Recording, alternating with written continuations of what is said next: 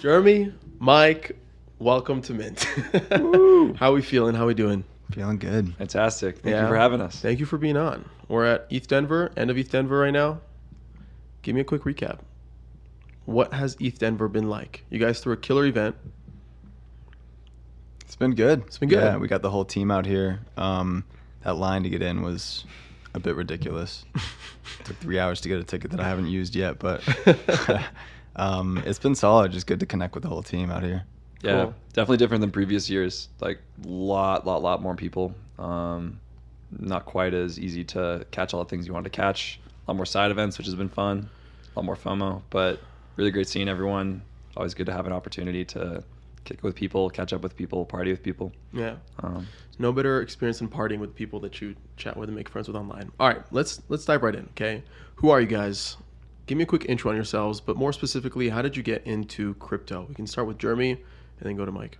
Yeah, so in early 2017, one of my computer science homework partners was like asking if I want to buy some stuff off the darknet, and looking into it. First step was buying Bitcoin, but I ended up buying some Bitcoin, started looking into other cryptocurrencies. We were roommates in college at the time, so just looking at different options, learning about like Sia coin, storage coin.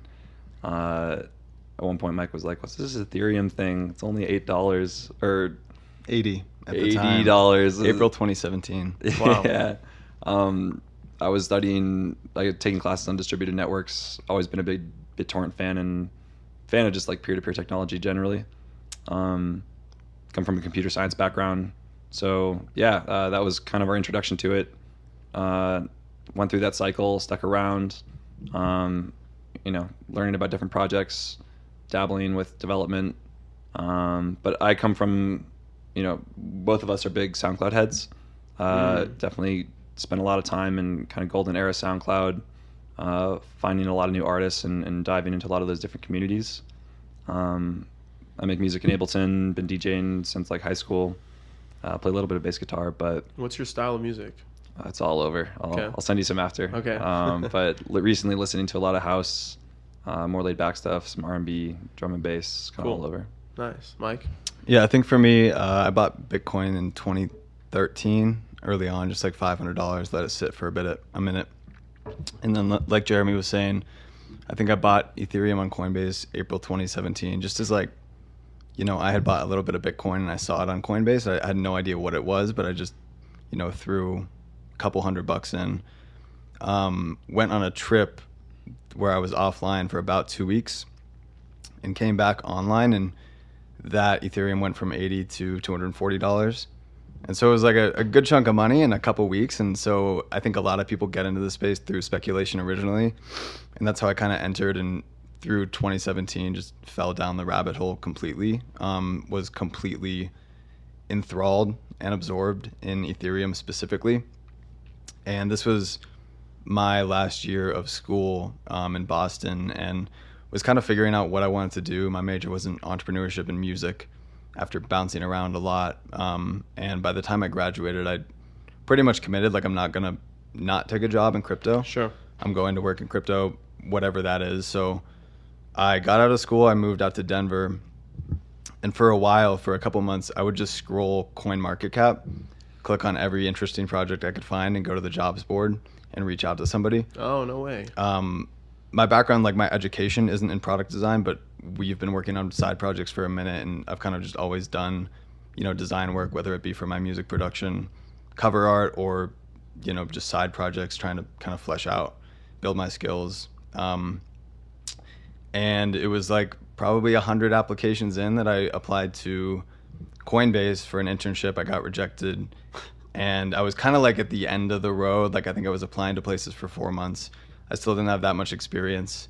And one of the last applications that I put in was an organization called MakerDAO.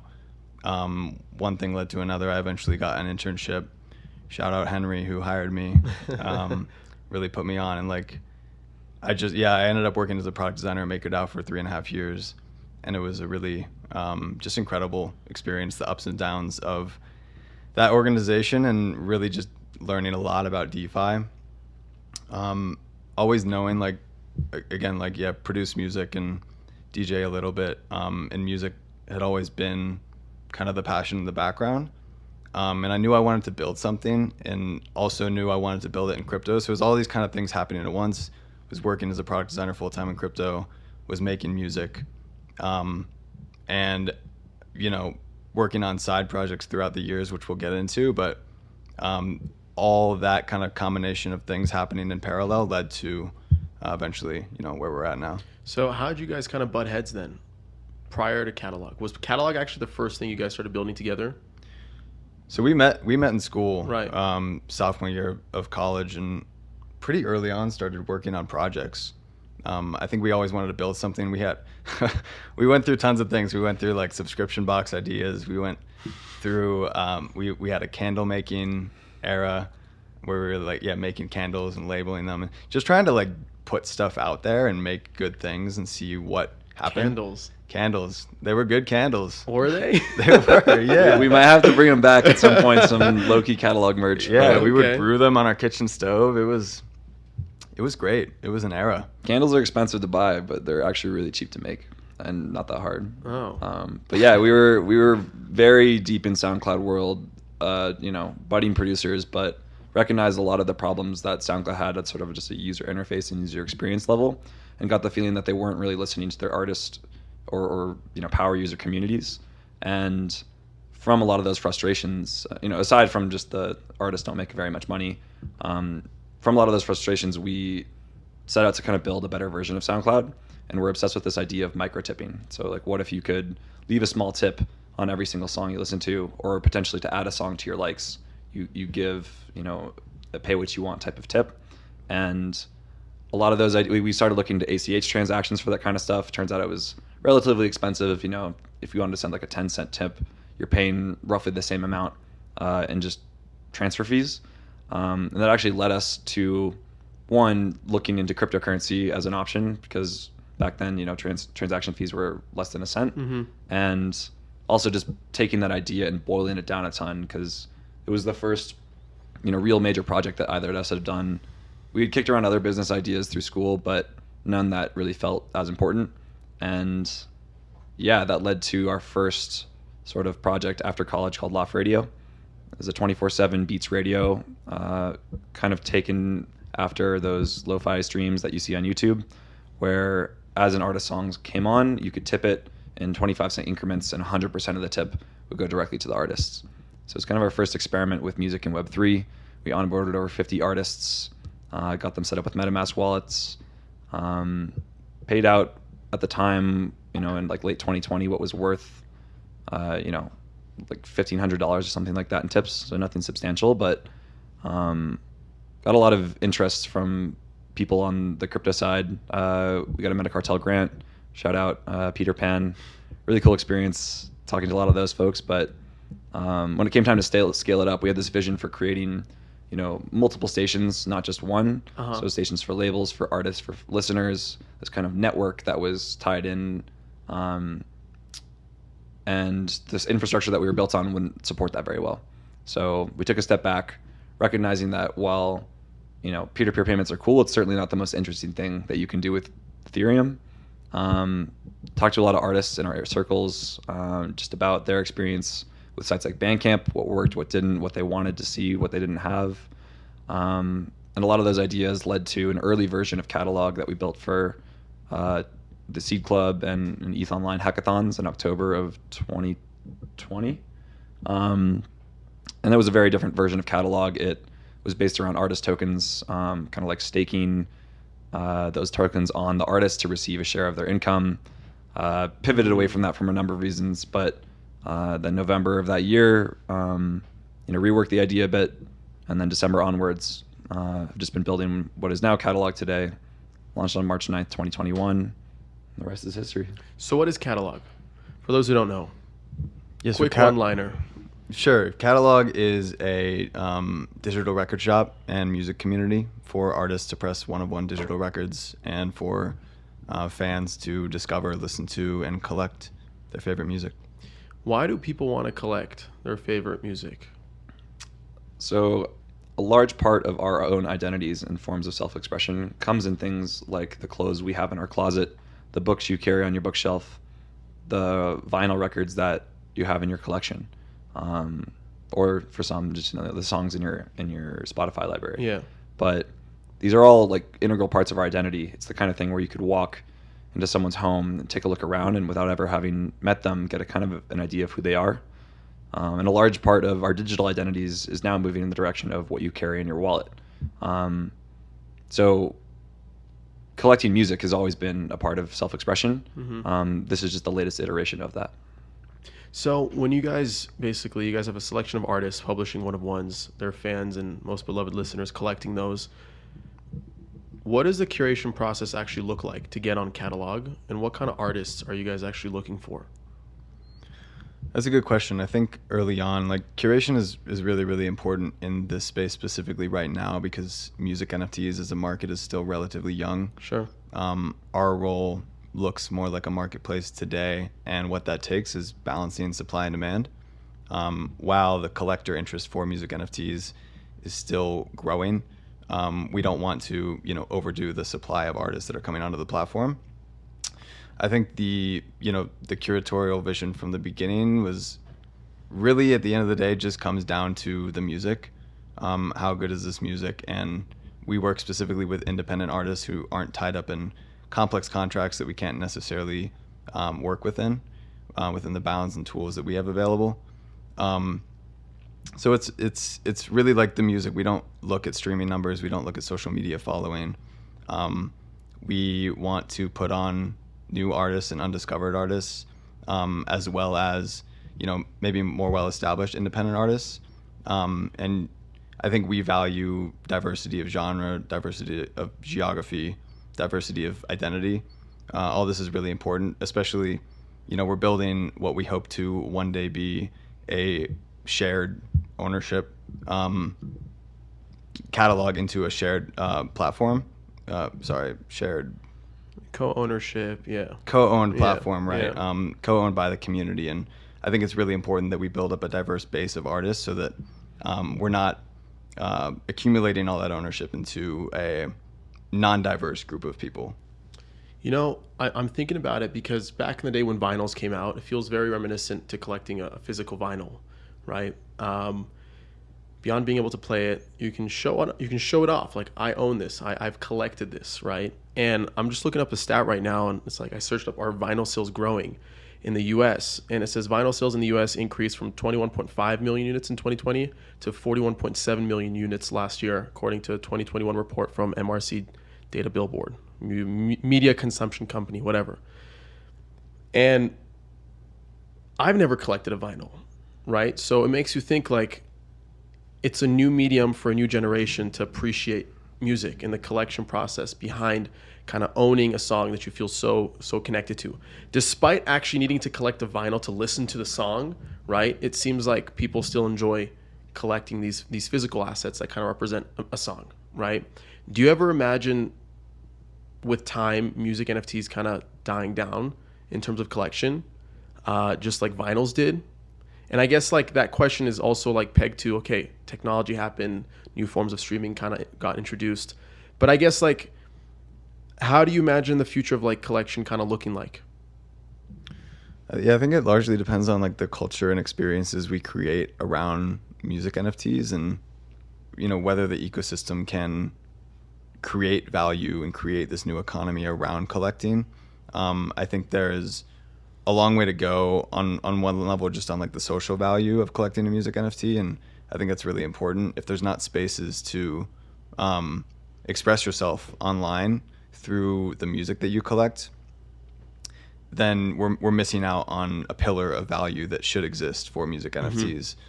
So I think it's really dependent on, in a lot of ways, how the ecosystem develops. But I do think, like, I'm more bullish, I guess, personally, on Web3 music versus music NFTs particularly. I think there's so many opportunities for, especially when kind of NFTs and DeFi have some sort of convergence down the road, for artists to monetize their work in thousands of new ways. One-of-one records is, again, like a small sliver of a value model in the whole pie of new value models, whether that's through NFTs or streaming money, or any of the other kind of, like, infrastructure that develops on Ethereum moving forward.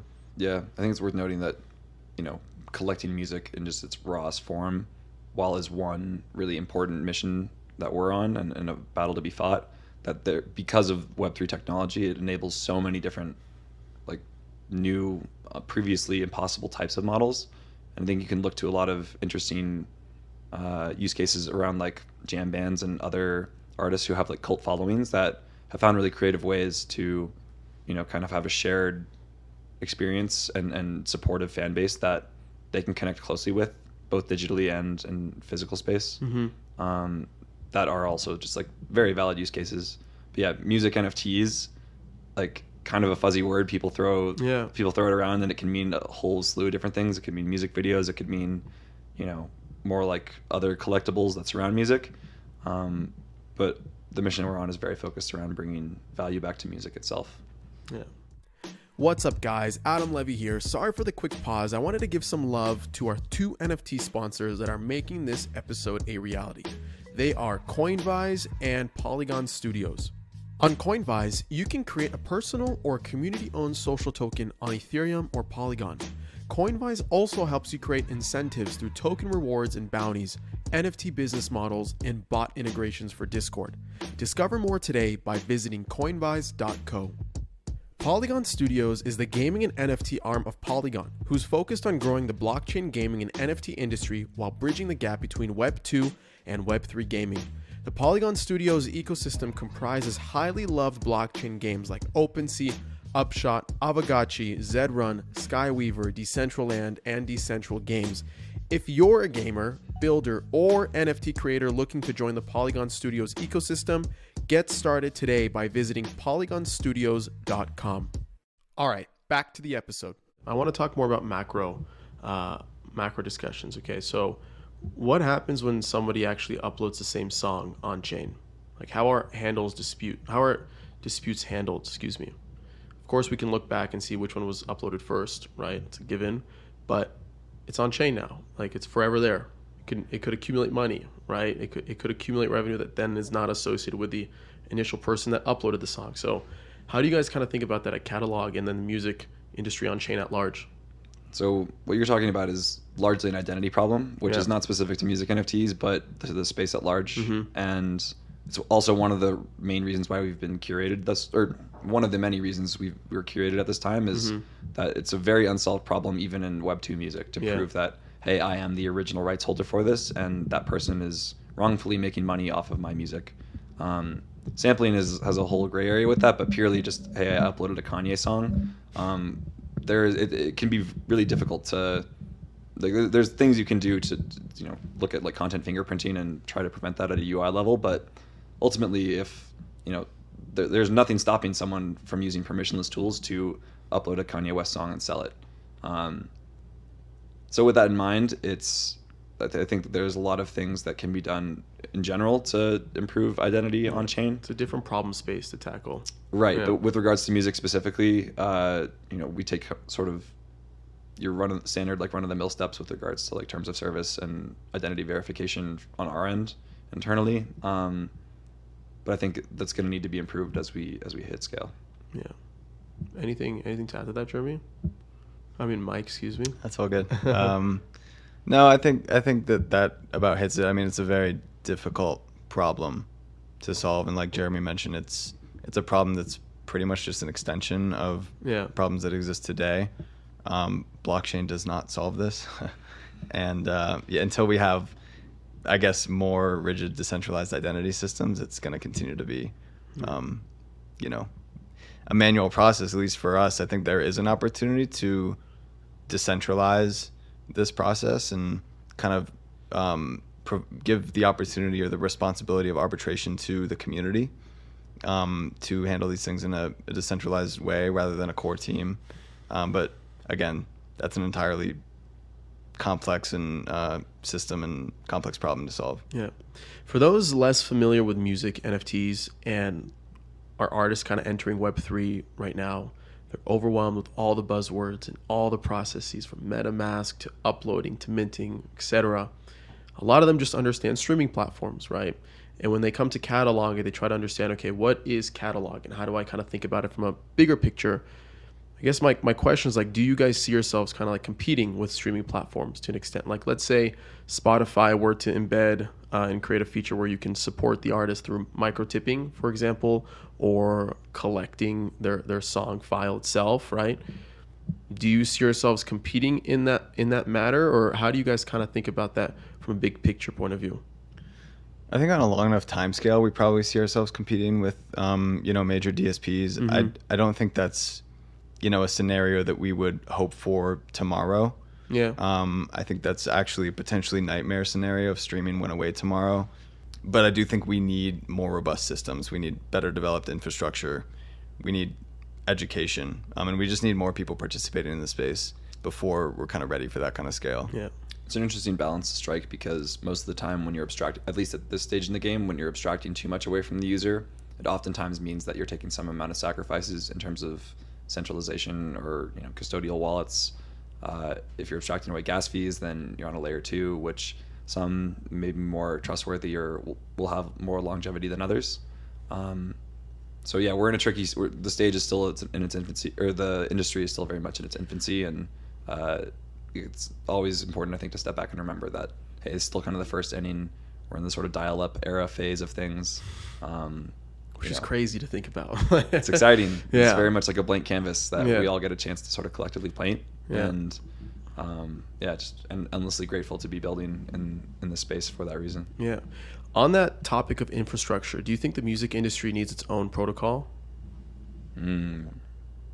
Interesting question. I mean, there are some amount of like protocols that exist today in terms of how money is how money is moved around from the pockets of everyday people who are using Spotify to when a song is played on the radio or licensed via sync.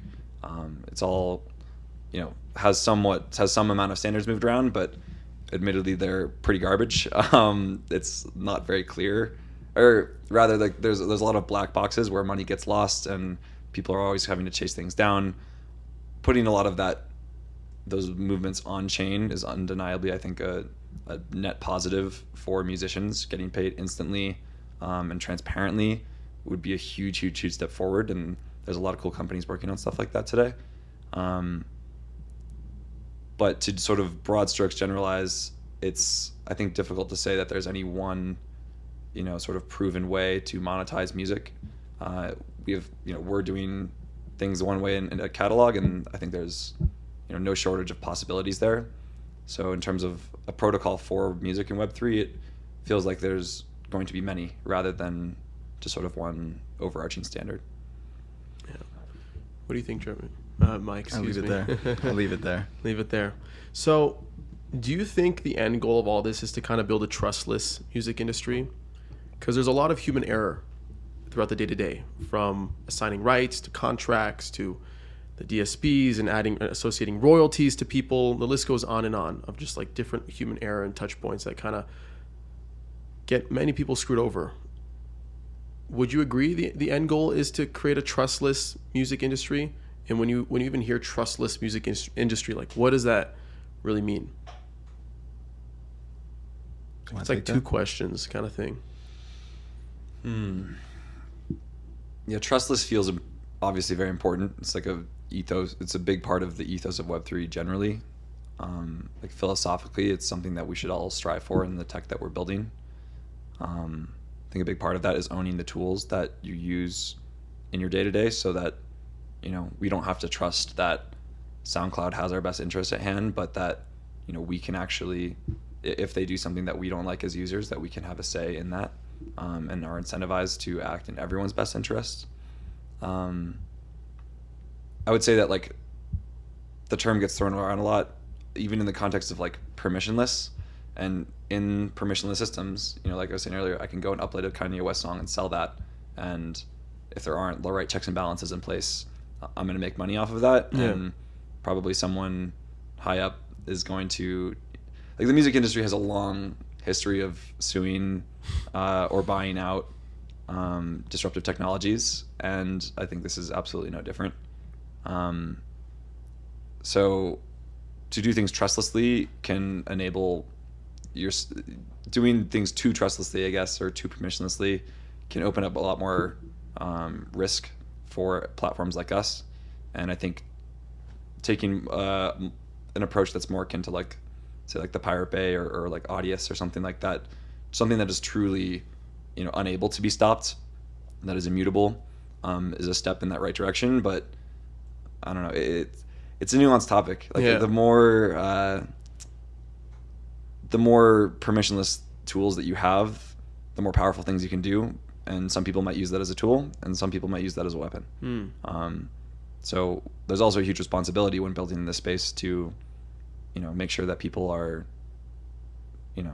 doing things, moving ethically, like putting the right stopgaps in place to try and prevent the wrong people from, making money off the backs of others. Yeah. But I feel like we could have a whole episode on that alone. Yeah. Mike? Yeah, I think you're always going to have human input in these systems, as opposed to, a DeFi protocol. The code is deployed and you just interact with it. You don't have people uploading content to a system all over the world, all different kinds of people. And I think inevitably in a system like that, you're going to have bad actors, and dealing with bad actors, as far as the infrastructure provides right now, depends on trust in a lot of ways. So until we have, better developed infrastructure or more tooling around dealing with these sorts of human problems, I think there's going to be a degree of trust in these systems for the foreseeable future. An interesting example that's more concrete is splits. So I was just about to say that. Yeah, like a lot of record deals are, on like a 5-year contract, and if that expires and it's not renewed, then the record label is not entitled to a split from that anymore. So in the context of, music NFTs, if the label's wallet address is permanently hard-coded into that split, then the deal expires, then they shouldn't be getting that share anymore. So now you need someone to oversee the split to make sure that it is being actively maintained. And these things change all the time. So who should have the authority to update the split? Is it just the artist? Input the split to begin with. Right. Yeah. Now, what if you have a bad actor who suddenly goes rogue and says, hey, actually, I'm not going to vote myself out of this split, even though they technically should be? Who should have the authority there? How do we make sure that there's honest cases where things can happen too, like, oh, I lost access to my wallet. Like, this happens a lot in these early days when people are still learning. Well, how can we be sure that they actually did lose access? How can we be sure that a bad actor who gained access isn't able to do anything malicious? Again, these are not problems that are specific to music, but nor Web3, because Web2 as well, you go on DistroKid and you could easily delete someone from his rights and his royalties, right? So Web3 doesn't necessarily solve that. Like, sure, if there was like a contract where you can set a time limit, right, and you can put all these details to the actual written contract on chain, then sure, but we're not there yet. Right. Dan Fowler has some great writing on this topic in particular. But yeah, a lot of these problems are human problems and coordination problems that are not easy to solve. Yeah. One thing I want to talk to you guys about, what's the canonical format of a song? Like, is this model of collecting a song and having everyone stream it for free the future? How do you guys kind of think about that? It's something that we talked about yesterday during the Good Karma showcase, the panel that we had at Eth Denver. So I'm just curious, like, what does streaming look like through collecting and owning, right? How does that play a part in it? I know right now it's just treated as a way to kind of value music as an art, the way you would buy a Picasso, the way you would buy any form of art. And it should stand at that, but it's composable. This technology is composable by nature, right? You can build on top of it. Sooner or later, all these top collectors, there might be a decentralized Spotify where you can license the music that you own and you can earn streaming royalties on it in the native governance token, right? Like, these are things that may eventually play out. But what does that look like from your point of view? And I know this is like very much like a macro, like, oh, in the future, but I think it's important to note. Yeah, at a high level, I think that the idea of canonical is to serve as a source of truth. And what that source of truth contains is pretty primitive right now, but it can grow into including permissions around licenses, or, containing attribution and royalties.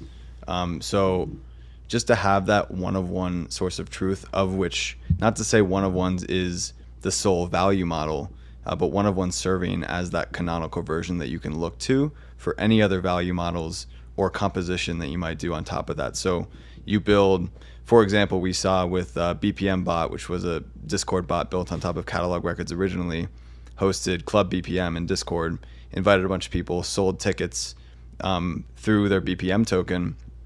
And there was a question around, these ticket sales to get into quote unquote Club BPM. Where does that money go? Does it go to the DAO? Does it go to the people who own the records? Does it go to the artists? If it goes to the artists, are they getting 100%? Are they getting 50%? Artists had a creator share on their one-of-one record on Catalog. Do they collect that creator share on the ticket sales? So there's all these questions I don't think that are well defined on the one-of-one canonical version yet. But just to have that there and build out that tooling and permission systems on the original, I think can, again, serve as a source of truth for any other value model or application that might choose to build on top of it. Yeah, it's worth calling out too that one of the things we recognize as problematic in the industry today is this pay-per-play valuation model of music. It incentivizes music that is going to get the most number of plays when that's not necessarily how most people create art, and it creates sort of perverse incentives in that regard. What's interesting also about sort of streaming in the digital music era that we're in today is that it allows content to be freely distributed as wide as the internet itself. And it's not a bad thing. That means more people can hear this for free. Right now, I can effectively hear any music I want for free and download that for free with or without a subscription to a DSP. The beautiful thing about NFTs that everyone loves to talk about, compare it to like the Mona Lisa, the more culturally relevant that piece of art becomes, the more it is experienced and shared, the more valuable the original. And so with that logic, the more valuable the one-of-one or the catalog record.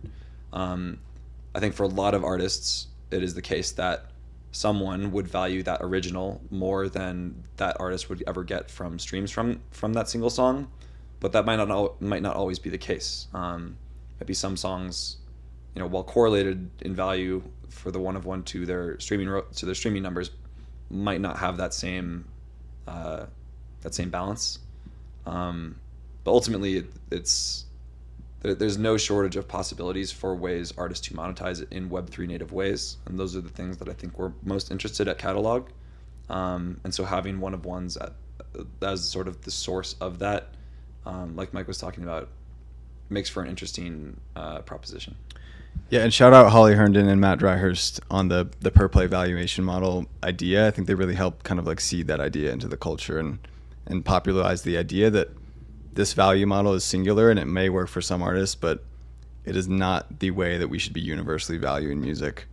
Go follow them. But on the consumer side, it's just the easiest way to enjoy it, like from a listener's point of view, right? Well, you can point to that number, say, look how many views that YouTube video has, how many plays this song has. You could say, look how many sales that vinyl sold, that they sold of that record. How many digital downloads did it get? Now we can start to look at other interesting, lenses of this, slices of views of this, which is like, well, how much did the NFT sell for? Obviously, there's a lot of other factors that play into that, but these are all sort of viewing the perceived value of a song in a very narrow lens. And I think that's something that can be very difficult to actually quantify. How do you quantify how much a song means to you? If you think back to like the albums that you listened to when you were 13, like how much do some of those, or when you broke up with your first partner or something like that, like trying to actually understand how much that means to an individual or to a collective of individuals, it's actually very hard to measure. Yeah. I think that's a good place to nearly wrap up. Really quick before I let you guys go, there's obviously a lot of people that want to be on Catalog, that know of you guys and the cool things that you guys are building. What are some tips you have for musicians, for creators coming into Web3, coming across all these buzzwords and wanting to dive right in? How would you help them navigate it? I think it's a lot of just like hanging around the space and learning and diving into these communities. I think there's so many Web3 music communities at this stage, and they're all incredibly welcoming, and there's a lot to learn in all of them. One whether that's hanging out in Discord communities, listening in on Twitter Spaces, following the right people on Twitter. This space moves super, super rapidly. And I think just to envelop yourself in it is the best way to get your footing. And if you want to, you feel comfortable to start releasing music, there are platforms today that are open for anybody to use. And then there are also curated platforms. And I would just encourage everyone to explore the bounds of the space. And if you want to release on a sound or a catalog, submit your music. We would love to hear it. And in the meantime, there's tools like Manifold, there's tools like Mint Songs that are available for everybody.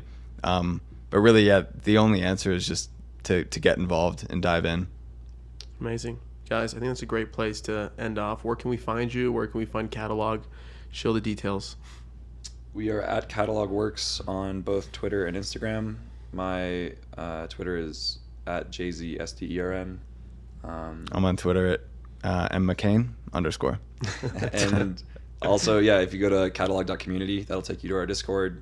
Some basic questions can be found at Catalog. Can be answered at Catalog.wtf. But jump in, say what's up, and we'd love to hear what you're listening to. Even Web3 aside, just throw some music recs in the Music Recs channel. I'm always keen to listen to that stuff. Amazing, guys. Thank you so much. Hope to have you on again soon. Thank you. Thanks, Adam. Appreciate it. Of course.